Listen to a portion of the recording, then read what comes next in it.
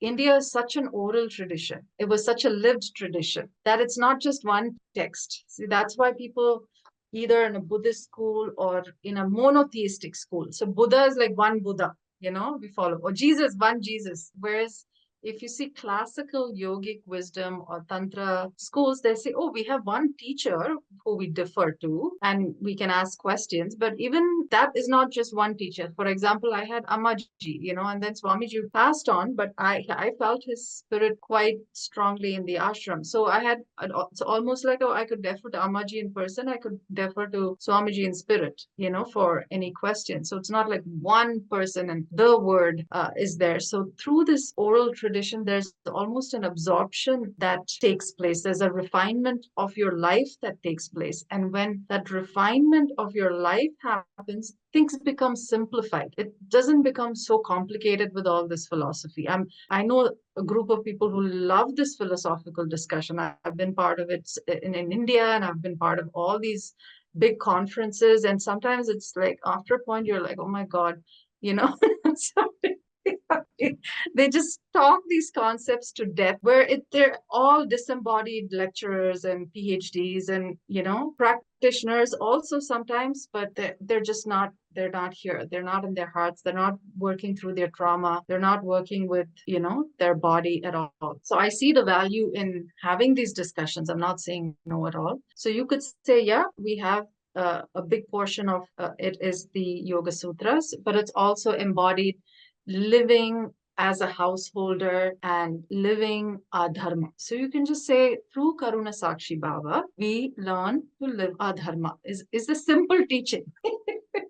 There's nothing more complicated. And as we start living our dharma, being a decent human being to ourselves and to others, then which means living and experiencing our material life in a good way, without excess. Again, it's the middle path, without dissipating our sexual energy, but also without repressing it, through really enjoying our sensory life. And part of your dharma is also that. That's why you're born human in a human body, not to negate that. So when we live our dharma well, then we magnetize this higher purpose, which is also moksha. Moksha is part of that bundle. And if you remember the teaching of the 4 arms of Mother Lakshmi, she tells us the first arm is dharma, then artha, then kama, then moksha. So dharma is again living in harmony with all the roles we're playing, or creating harmony through all the roles we're playing. Then artha is actually material wealth. So having some degree of it for comfort in our lives. We don't have to live in poverty. Kama is sensory pleasures. So even if we have sensory pleasures, we're doing it in alignment with Artha, in alignment with the Dharma. We're not creating, if you're married, then you're not going and cheating on your husband. I mean, it's basic things, when you say, I want sensory pleasure, but I also want it in line with Dharma, which means whatever contracts you have, either you get out of the contract and then you enjoy your sensory life if your partner is not a good fit.